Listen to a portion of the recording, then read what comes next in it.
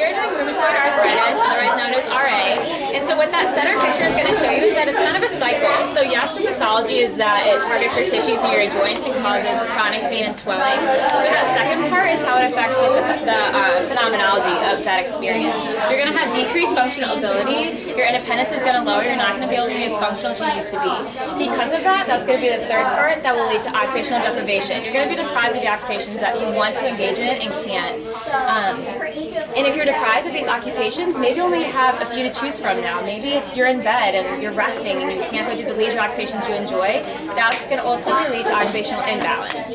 And we chose to interview Cheryl to aid our research, and she is one of the 4% of women who are affected by RA, and 2% are the men that are affected. So the main experience with RA is joint pain, but in addition to that, there are several other symptoms such as fatigue and need for rest, reduced grip strength, difficulty sleeping. We heard this a lot from Cheryl. She talked about how she's a side sleeper, and so it would take her several hours every night to fall asleep, just because for her to fall asleep she would roll back and forth on like her sides, but she was in so much pain that was really difficult for her to do.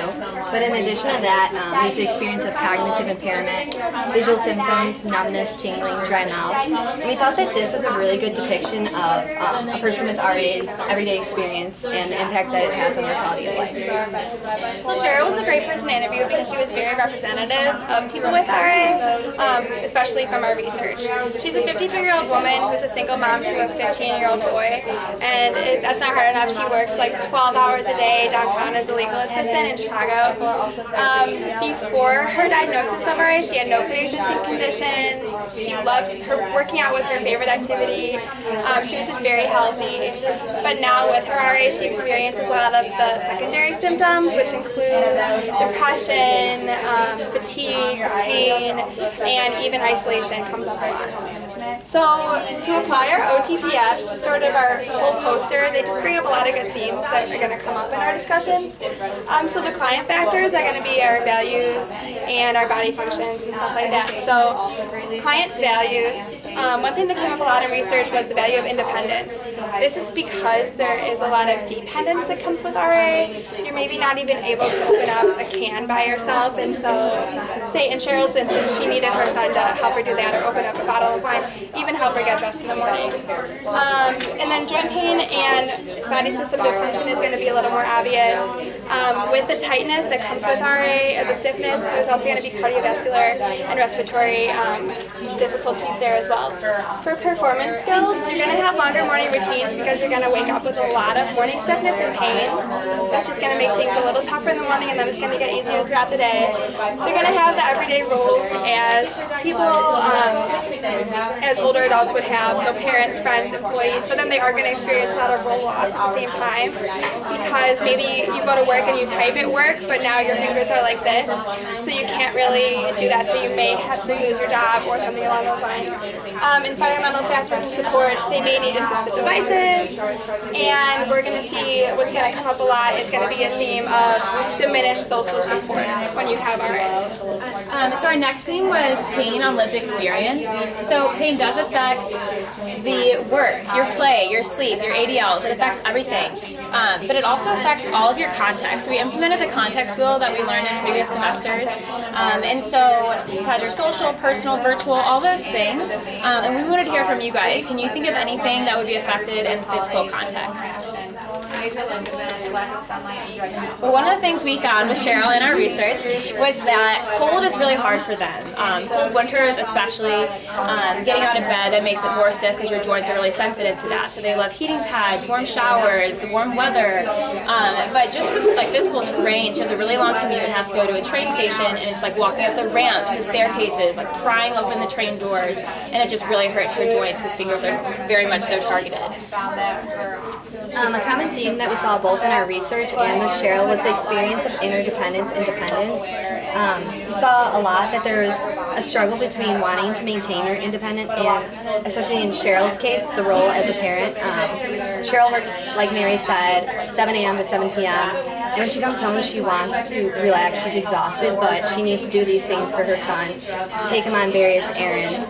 But with that, her son also has he helps her on a daily just with dressing, various chores around the house, mowing the lawn, opening jars. So there's a struggle between not wanting to feel like being a burden to others, but also being grateful for other people's help. Another theme that we saw was invisible disabilities, so feeling like people don't understand why you can't do certain things or always having to explain yourself. And we thought that this quote depicted that experience really well for people with RA. So another theme from OCS that came up a lot in our research was experiences of employment with disability. So there is going to be, like I talked about earlier, a sense of independence when you can do a task and you can go to work. But then there's also going to be what Megan touched on, the invisible disability. So you're going to have fear of, doubts from coworkers that maybe like you're just taking it easy for no reason because they can't see that disability. They don't really know what you're going through. Your symptoms are going to be unpredictable. So that's another fear that's going to come up. You don't know when they're going to come up, and it can really affect your work. And then fatigueness in general, which is going to affect anyone. So you can only imagine how that would affect someone with RA, like on a day-to-day, feeling so exhausted and yet going for 12-hour shifts. But then there are definitely a lot of laws and resources that can protect you in any workplace if you have a disability. So lastly, with social support, the pain is there, but that leads to more things. That always goes up. So you have the pain, maybe you're going to be wanting to lay in bed or be on the couch. You're going to get tired, fatigued. And so kind of what we saw in research and with Cheryl is that she withdrew from like her relationships because of that. She didn't want to go out anymore. She didn't want to go to the things that she was getting invited to. And as a result, she was isolated because then they just stopped asking. And so pain, we found, ultimately leads to isolation and a lack of social support. Do you guys have any questions for us? How did you meet Cheryl? Or how do you meet She has a connection. She's my mom's friend's sister. I just asked my mom if she knew anyone at all. And she was like a great person to interview. I mean, she told us like everything, like her whole day, her whole life. Yeah, it was great.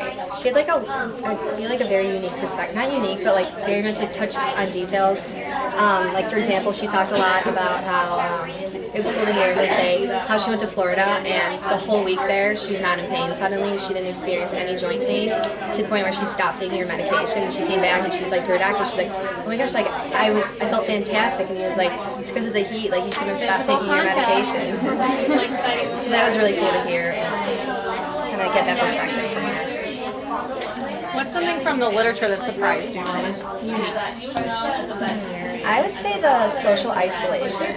Like a big thing I learned from it was like how important it is to like check up on your friends. Just like especially the ones who are like have various things going on to check up on them. I would have expected more like with the whole dependence thing, like I would expect them to have like more of a circle of people like helping them all the time. So I was surprised to hear how common isolation was.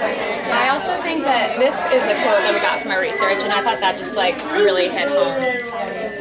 All right, nice job, guys. Good job, guys. All right, one more. Time to switch. It's done. That's it. Thank you, guys. What? Yeah.